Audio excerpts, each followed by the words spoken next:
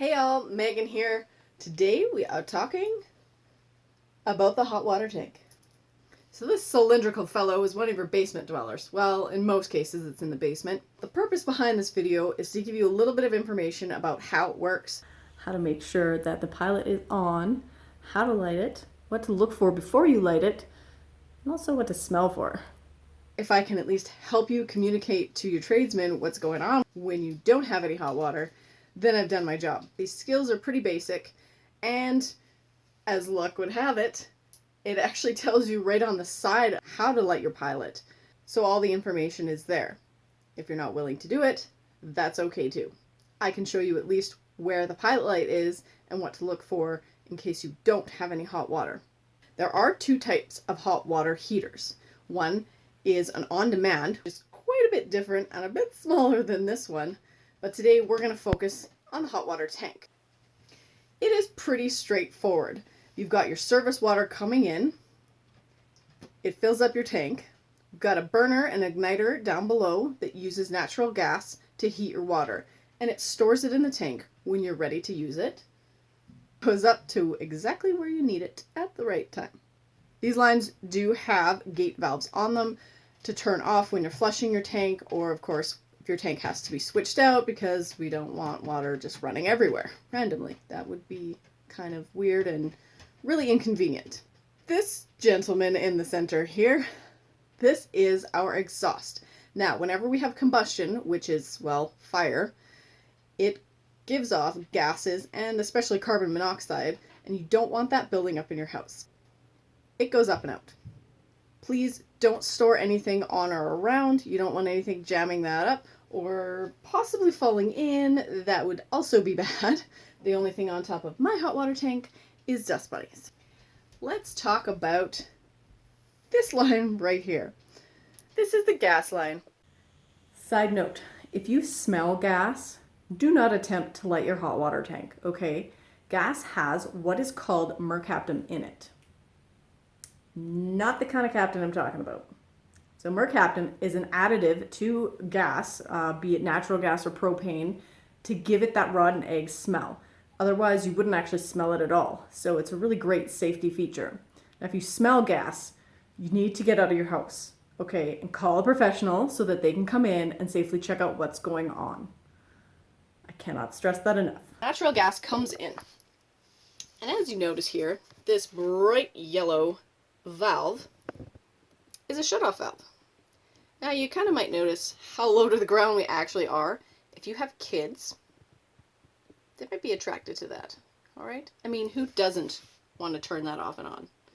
Or at the very least off. This is one of the first steps to troubleshooting why you don't have hot water. Make sure the valve is on. So this is a simple ball valve. When it is in line with the pipe, it's on. When it is perpendicular to the pipe, it's off. I just shut off my pilot light. Actually, I just shut off the entire hot water tank by doing that. So now we're going to have to relight, which is exactly what I wanted to do. I'm going to turn that back on for now. While we're down here, let's have a look at all the glorious stickers on the side of this tank. This information is really important, and I highly recommend reading through it and looking at it if you're going to come anywhere near the pilot valve or do any kind of repair. Now, it does have some super important information about the make and model and serial number of your tank, which is important when you're looking for parts. We will do an advanced class on how to change some valves, thermocouple. Okay, hold up. Now, I said thermocouple. What I actually mean is thermopile. But a thermopile is actually a bunch of thermocouples together, just so we're clear. Flush your tank and that kind of stuff, so stay tuned for that if that's your jam. Again, make sure you have that information handy on any kind of thing you're working on in your house. Make, model, serial number, super important stuff to have. On another safety note, this tank is pressurized. Means that it has the potential to overpressurize. So how do we deal with that? Well, it has some safety measures built in. Right up on this side is a pressure relief valve. This valve is designed for your tank. If it's too big, it's not going to release when it needs to, and if it's too small, it might release too soon. The whole point is that the valve actually releases the pressure before the tank blows up. I mean, that's an extreme case, but that's technically what it's designed for. Okay, now we're at the bottom of the tank. We've got our gas line coming in, and we've got our gas valve. Now, this is what regulates how much gas is going in there, and therefore how hot you're getting your water. In fact, it has a really cool dial right here that you can adjust as to how hot you would like your water. There's a very hot setting, which I don't recommend, especially if you have kids. You don't need it that hot. Mine is set a little below that, so it is still warm. You can turn it all the way down to this sweet little spot here that says vacation. If you're one of those lucky people that gets to go away for weeks or months at a time, this is a great thing to use. Might save you a few dollars, and it's not wasting energy. There's also a spot here that says pilot lighting. We'll get to that in a second. This guy down here is for draining your tank, which we'll get into in a later video. Depending on the kind of tank you have, mine in particular has a plate over where the spyglass is so that we can see the pilot light, or lack thereof. I'm just going to take that sucker off so we can have a look. This little spyglass here is where you would see the pilot light. Right now, there's nothing going on because I turned off the gas. When we're looking to start our pilot light, we of course check the spyglass first to make sure there's nothing going on there. Make sure your gas line, of course, is turned on. And come back to the gas valve. So we want to put it in the position of pilot lighting. This here is the igniter. It's exactly like a lighter. And this valve here is to open the gas. Now, I'll show you up here before I do it, but you'll see it's in the on position, which is, under normal circumstances, the running position. There is pilot, which is what we will use when we start the pilot, and then there's off, which is also one of those things we shut off if they're changing the tank or doing any major repairs. We can turn the gas off at there, and we can turn things off here. Because my tank was just recently on, it's going to be warm, so it's going to light fairly easily. Under normal circumstances, if your tank has been not producing hot water and the pilot light has been out for quite some time, you're going to have to hold this valve down for at least a minute. Make sure you look at your directions, okay? Some of them might instruct a little differently, but mine in particular says you have to hold the knob down for about a minute. Something to keep in mind when we're ready to light our pilot: once this valve is turned and pushed down, it brings gas in.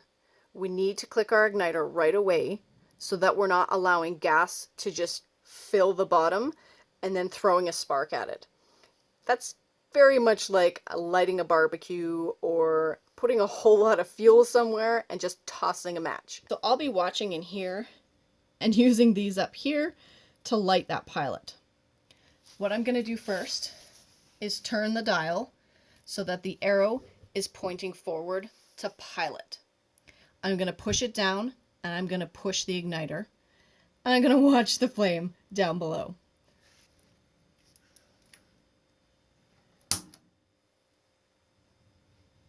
Now I'm holding it down just to make sure that there's enough gas flowing through there so that it stays lit. So really what we're doing here when we hold this button down is to heat the thermal pile. We want to do this so that it will stay open and keep the flame going. I released the valve. I didn't have to hold it that long, again, because there was residual in there and it was already fairly warm. So once it's lit and it's sustaining that flame, I can turn it into the on position. So now that the pilot is on, I'm going to move the dial back up to where I want it. To give you an idea of what you're looking for down here, come with me sideways. That is what the pilot light looks like when it's lit. And when you're checking out your pilot flame, make sure it's a nice blue, consistent color. No orange tips or anything weird like that. That means you're getting a good, clean burn. And there you have it, the basics of a hot water tank and lighting the pilot.